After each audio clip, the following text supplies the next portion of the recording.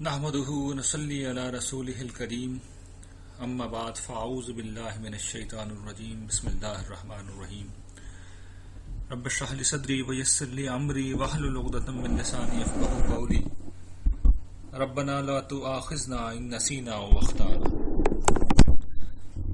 حاضرین گرامی قدر، یہ دنیا دارالامتحان ہے اور ہم اس دنیا میں چند برسوں کے لیے آئے ہیں، اور اس لیے آئے ہیں کہ اس دنیا میں ہم نیکیوں کا سرمایہ سمیٹیں اور اپنے رب کی اس بستی میں جس کا نام جنت ہے اپنی ابدی رہائش کا، اپنے ابدی گھر کا بندوبست کر سکیں. لیکن ہمارا المیہ یہ ہے کہ اس دنیا میں آنے کے بعد ہم میں سے اکثر لوگ اپنا مقصد حیات بھول کر اس دنیا میں، اس کی مصروفیات میں، اس کے مشغولیات میں کھو کر رہ جاتے ہیں. صبح و شام دنیا کی مصروفیت، شب و روز دنیا کے ہنگامے، یہی ہماری زندگی ہوتی ہے اور اسی میں ہماری زندگی گزر جاتی ہے. اور شاعر نے اس کو اس طرح بیان کیا ہے: صبح ہوتی ہے، شام ہوتی ہے، عمر یوں ہی تمام ہوتی ہے. تو یہ زندگی اسی طرح گزرتی چلی جا رہی ہے. اور میں آپ کو اپنا ایک ذاتی تجربہ شیئر کروں. مجھے جب پچھلے دنوں اس بات کا بہت زیادہ احساس ہوا تو میرے علم میں ایک کمپیوٹر کا سافٹ ویئر آیا کہ جسے آپ جب اپنے کمپیوٹر میں انسٹال کر لیں تو جیسے ہی آپ اپنا کمپیوٹر کھولیں گے، اس ملک میں جو اوسط عمر ہے لوگوں کی، اس کے حساب سے وہ ہمیں بتائے گا کہ آپ کی موت میں اندازاً اتنا وقت باقی ہے.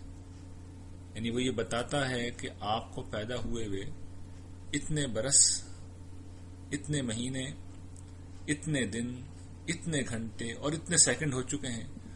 اور جو اس ملک کے لوگوں کی اوسط عمر ہے، اس اوسط کے لحاظ سے آپ زندگی کا 40%، 50%، 60%، 70%، 80% حصہ گزار چکے ہیں. گویا کہ اب آپ کے پاس اگر 80% حصہ آپ گزار چکے ہیں تو آپ کے پاس 20% وقت یا 20% زندگی باقی ہے. تو یہ جب میں نے جیسے ہی سافٹ ویئر انسٹال کیا تو عجیب و غریب طریقے سے ایک میسج ہے، ایک یاد دہانی ہے جو مجھے ہمیشہ ملتا ہے. تو میں جب آج کی گفتگو کے بارے میں سوچ رہا تھا تو مجھے خیال یہ آیا کہ خود رمضان کا مہینہ بھی ایک دوسرے پہلو سے یہی کام کرتا ہے اور بڑے عجیب و غریب طریقے سے ہمیں اس چیز کی یاد دہانی کراتا ہے. آپ کبھی ذرا غور کیجئے کہ ہماری زندگی میں رمضان کا مہینہ واحد مہینہ ہوتا ہے جس میں ہم انتہائی باقاعدگی کے ساتھ اپنے صبح و شام کا حساب رکھتے ہیں. ہم ایک ایک دن گنتے ہیں، ہم ایک ایک گھنٹے کا حساب رکھتے ہیں، حتیٰ کہ منٹ کا حساب بھی رکھتے ہیں. آج 10واں روزہ ہے، آج سحری 4:13 پر شروع ہوئی تھی، آج روزہ 7:20 پر افطار ہوگا.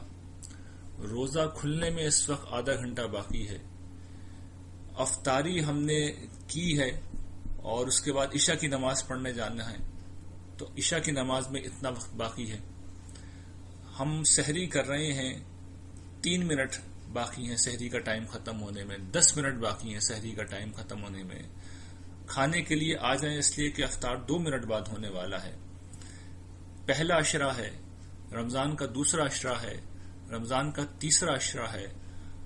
آج رمضان آدھا ہو چکا ہے، آج 23ویں شب ہے، آج 21ویں شب ہے، آج 25ویں شب ہے، آج 27ویں شب ہے، آج 29ویں شب ہے، چاند رات ہے. ان میں سے ہر ایک چیز کا جس طرح اہتمام، جس طرح لحاظ ہم اس مہینے میں کرتے ہیں، آپ مجھ سے اتفاق کریں گے کہ زندگی میں کسی اور موقع کے اوپر ہم یہ نہیں کرتے.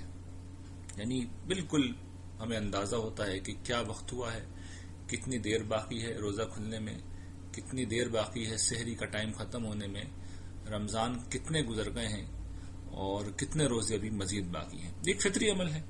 یعنی یہ جو شخص بھی روزے رکھے گا فطری طور پر وہ ان سب چیزوں سے گزرے گا.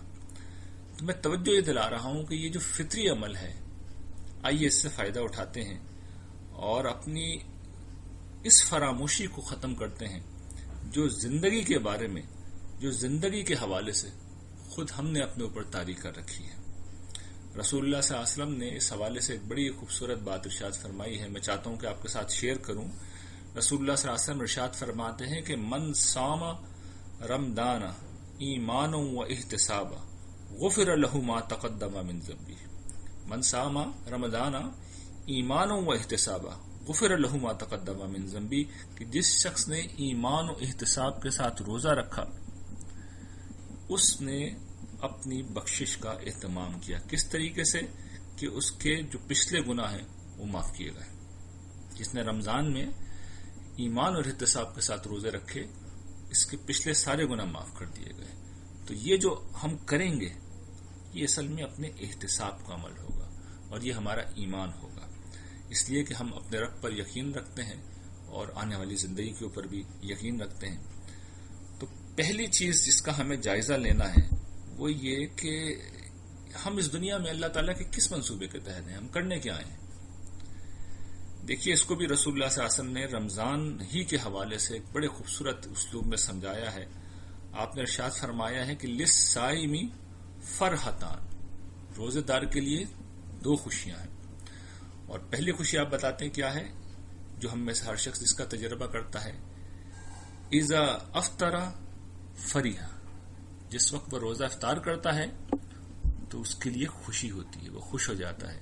اور دوسری خوشی کس وقت ہے، وَإِذَا لَقِيَ رَبَّهُ فَرِحَ بِصَوْمِهِ، جب وہ اپنے رب سے ملے گا تو اس وقت بھی اسے خوشی ہوگی اپنے روزے کی وجہ سے۔ اور کیوں خوشی ہوگی، یہ دیکھیے بڑی خوبصورت تمثیل ہے جو رسول اللہ صلی اللہ علیہ وسلم نے دی ہے۔ اصل میں یہ جو روزہ ہے نا یہ خود زندگی کی تمثیل ہے۔ جیسے کسی بزرگ نے بڑے اچھے انداز میں اس طرح بیان کیا تھا کہ ہم اس دنیا میں ایک دن کے لیے آئے ہیں اور اس دن میں ہم نے روزہ رکھ لیا ہے۔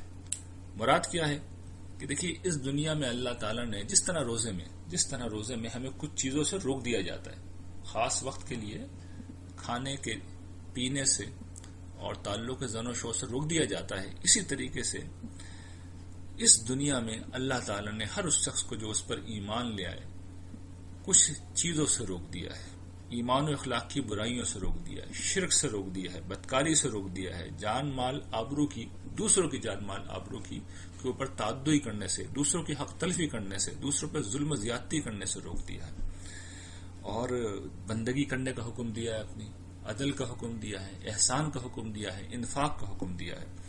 اور ان سارے چیزوں کے لیے اور اس کے علاوہ بھی دیگر معاملات میں کیا چیز ہے جس کا ہمیں سامنا کرنا پڑتا ہے، جو ہمیں کرنی پڑتی ہے، صبر کا وصف اختیار کرنا پڑتا ہے۔ اور رمضان ہم جانتے ہیں، روزہ ہم جانتے ہیں، اصل میں صبر ہی ہے، برداشت ہی ہے، یعنی اللہ تعالیٰ کے لیے کچھ چیزوں سے رک جانا یہ بھی صبر ہے، اور جو تکلیف ہو اس میں اسے برداشت کرنا یہ بھی صبر ہے۔ تو یہ روزہ رکھ کے ہم اصل میں تجربہ کر رہے ہیں کہ اللہ تعالیٰ نے ہمیں کس امتحان میں ڈالا ہے، منصوبہ کیا ہے زندگی کے بارے میں۔ اور جو دوسری چیز رسول اللہ صلی اللہ علیہ وسلم ابھی ہم سمجھا رہے ہیں کہ دیکھو جس طرح تم روزہ کھولتے وقت خوشی کا تجربہ کرتے ہو کہ پابندیاں ختم ہو گئی، ٹھنڈا ٹھنڈا پانی جب منہ میں جاتا ہے اور حلق سے اترتا ہے تو کیا تراوٹ ہوتی ہے، آنتیں جو ہیں کس طرح رگیں کس طرح تر ہو جاتی ہیں، جب خالی پیٹ میں کھانا جاتا ہے تو کس طرح توانائی لوٹ کے آ جاتی ہے۔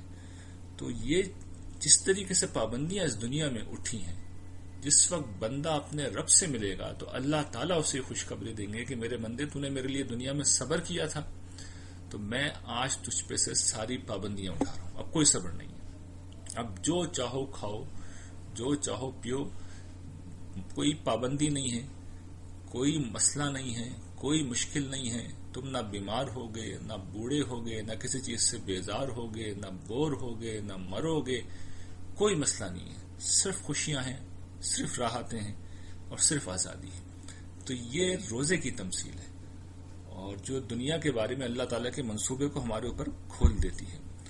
اور جب ہم نے یہ منصوبہ سمجھ لیا اور عملی تجربے سے سمجھا، جس وقت آپ روزہ کھولیں تو بالکل اسی احساس سے کھولیں کہ کل قیامت کے دن جب میں اپنے رب کے حضور پیش ہوں گا یا ہوں گی تو مجھ پہ سے ساری پابندیاں ہٹا لی جائیں گی، اور پھر مجھ سے نہیں کہا جائے گا کہ اب صبر کرو، پھر تو خوشیاں ہیں، مسرتیں ہیں، سکون ہے۔